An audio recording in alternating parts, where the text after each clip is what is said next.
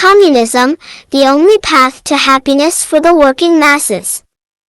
Xiefeng, November 20, 2020. Communism is, in essence, the principle of sharing. The more widely resources are shared, the greater their value.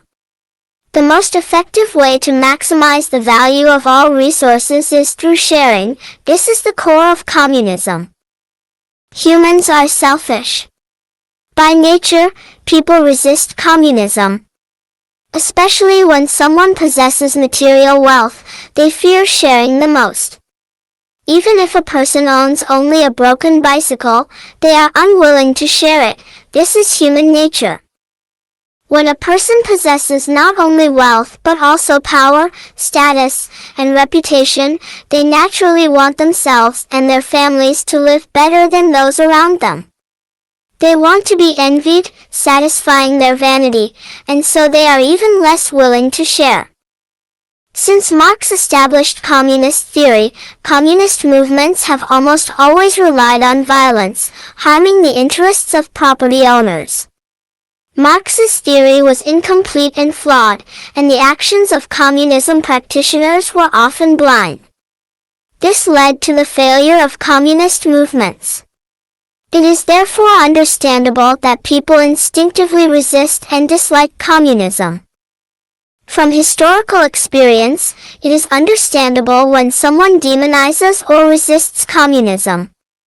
In fact, their resistance was justified, because historical, communist, movements were completely contrary to true communism.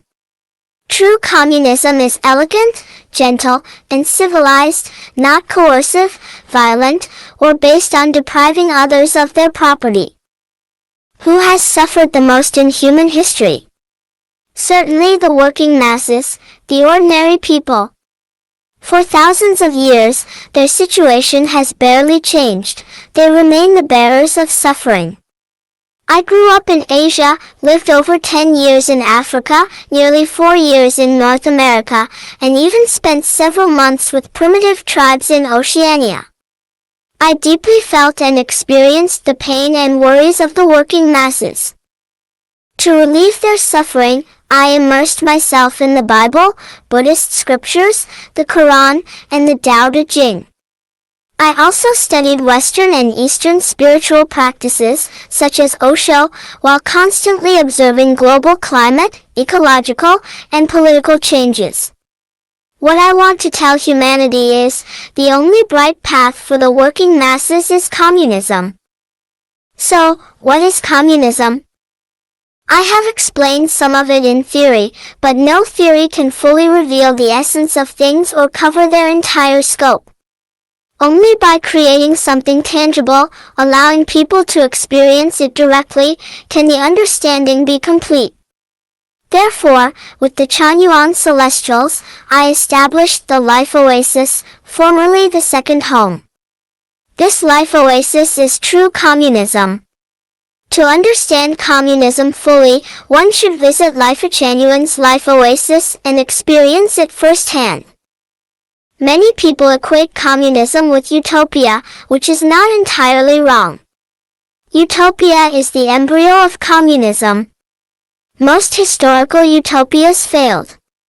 To understand why, I analyzed historical utopias, especially Owen's New Harmony, in America. Its failure was primarily because the utopian leaders lacked a clear vision or blueprint and acted only on enthusiasm. When faced with strong winds, waves, and whirlpools, they drowned. To distinguish it from historical communist theories and practices, I call the Lifechanyuan Life Oasis Xiefeng-style communism.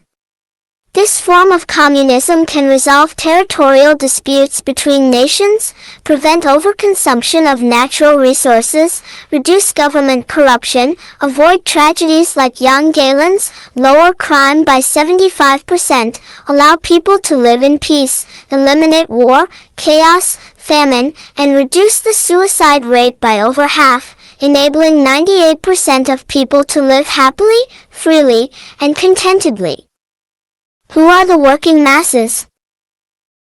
The working masses are those who spend their lives struggling for food, clothing, shelter, and survival, those who labor hard yet barely make ends meet, those who suffer oppression and hardship every day, those who hope to prosper year after year but remain poor, wearing patched clothes, lacking security or hope. They resent government officials but must outwardly smile and bow in subservience. In short, anyone striving with their own hands and labor to achieve a better life is part of the working masses.